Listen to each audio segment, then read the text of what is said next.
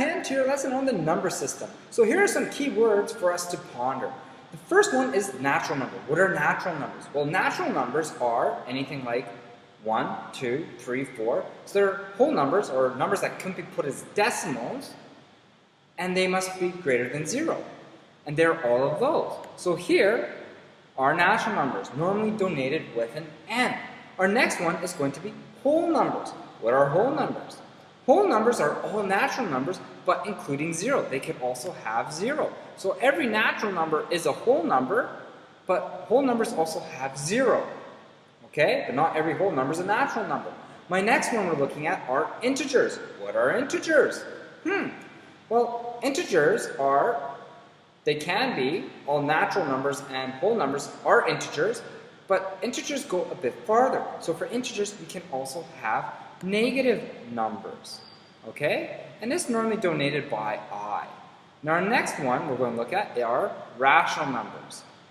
Rational numbers are numbers that we could put into fraction form, okay?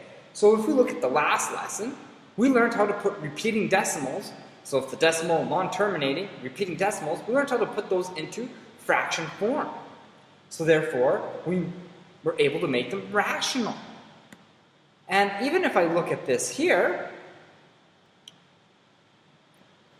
natural numbers are rational numbers. Why? Because I look at 3, isn't 3 the same as 3 over 1? And my last, or second last one, is irrational numbers. Irrational numbers are the numbers we cannot put into fraction form. So for instance, like the square root of 5, the square root of any prime number, that's going to be an irrational number. So these have non-terminating decimals, and they also, the decimals will not repeat. Okay, we learned about that last class. And my last one is real numbers. Real numbers are all rational and irrational numbers. Okay?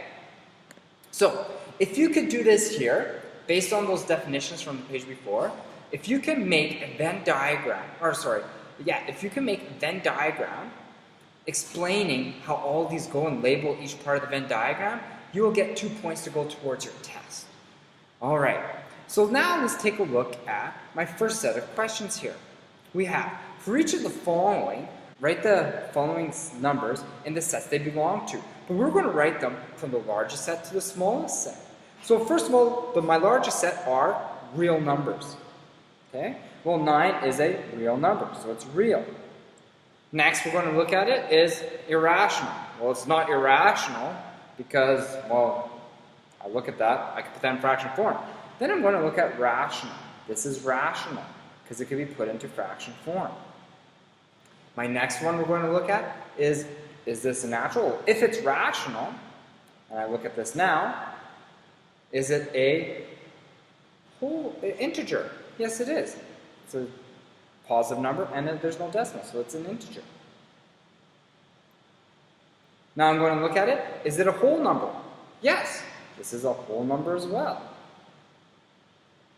And also, this is going to be a natural number. Okay? Because there's no decimal. The next one, we have 11 over 7. First of all, this is real. Okay? Now I'm looking at this. I want to know, is this a rational number or irrational? Well, I'm going to say it is rational. Why? Square root is 7. That's in fraction form. So it's going to be rational. Now my next step here is it an integer? Well, I see this is a fraction. This is going to give me a decimal. So it's not an integer.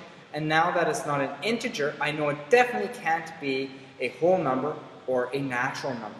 Let's take a look at square root of 5. First of all, this is real. Okay? Now, if I do the square root of 5, is that a terminating decimal? No. It's not terminating. Will it repeat? No, it'll never repeat. It's the square root of a prime number. So therefore, this is irrational. Alright? Now my next one, we're going to look at negative 7. Well, it's real. This one here is rational. Put into fraction form. What else do we know about this one? I know it is an integer.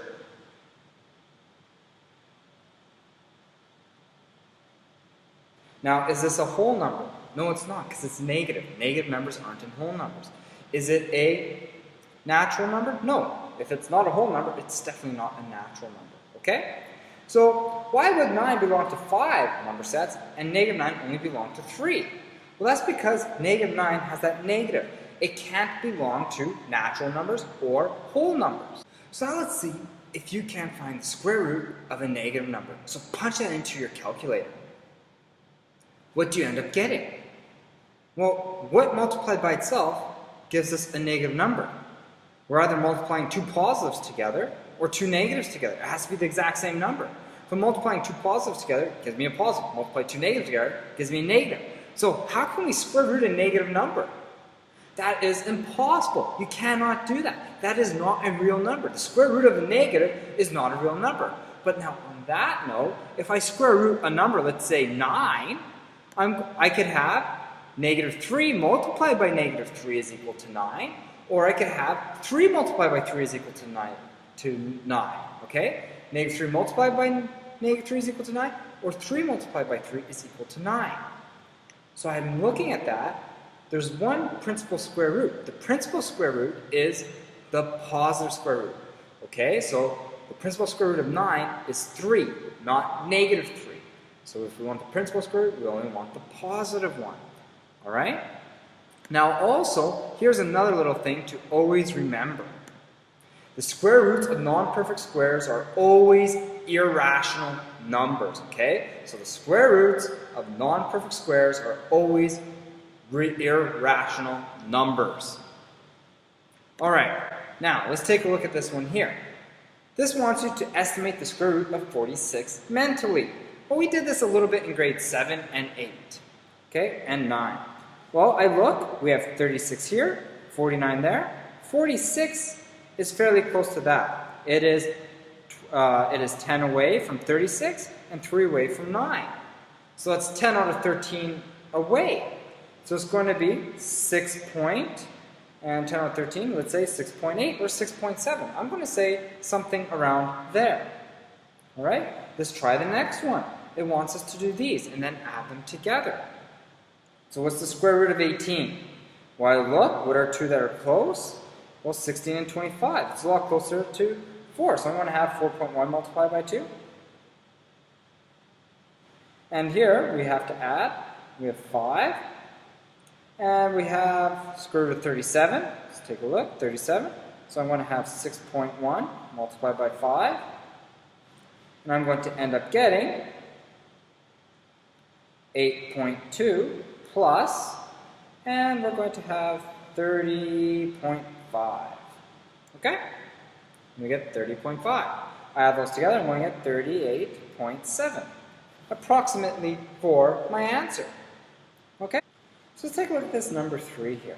It says we want the square root of 63,010, or 6,210. Well, let's estimate this. This is close to 6,400. 80 times 80 is 6,400, right? So I'm going to say it's closest to 80, one significant digit. Okay, it's really like 7.78 maybe, or 79, but I'm going to say 80 there, because I have 64 here is 8 by 8. Okay, the next one is 7 by 7 is 49, so it's like 7.9, 7.8, which is, or 78, 79, which I round up to 80. Now let's take a look at this next one. We have 243. Oh, 0.243. And we want the square root of this. Sorry. So we have 243. What is that the closest to? Let's take a look. First of all, we have 1, 2, 3, 4, 5. Oh, that's 24. Take a look at the square root of 24. And I'm going to get right there, 25 is the closest, so I could say 0.05. Or, in this case, it's going to be 10 to the negative 5, or 5 times 10 to the negative 2. Okay, we could also go that way. Now, the next one here is, we have the decimal there, 1, 2, 3, 4, 5. We have 5 there going. So let's take a look at this one. I'm going to look at this. We have 222. So I'm looking at this, I have 8,000 or 82,100, so 821. I'm going to look at 821. See what comes close to 821. I have 841. It's kind of closer to 841. So I'm going to say it's the same as 290 or 300. So 300 is the closest for 900 for that one. Okay? And the last one, we're going to look at 0.02 something. So I look at that, 0.02. That's the same as 0.1. I'm going to approximate. Okay? So now let's look at, can you negative a cube root? Well, think of it. If a number, we're looking at a cube root now, so if a number is cubed, that's like 3 multiplied by 3 multiplied by 3. Can you cube root a negative? Well, let's see, negative 27. That could be negative 3 multiplied by negative 3 multiplied by negative 3. So yes, we can, can't we? Because these are all negatives. That will give me negative 27. Because I get a positive, then a negative. So I can cube root a negative. Alright? So any non-perfect cube is irrational.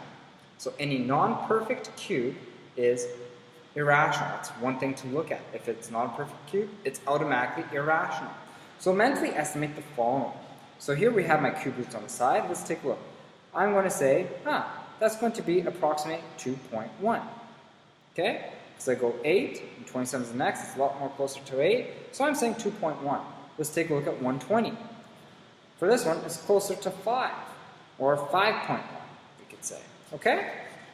Now I want you to do tomorrow page 206. Good luck, because I see you tomorrow as we work on these together.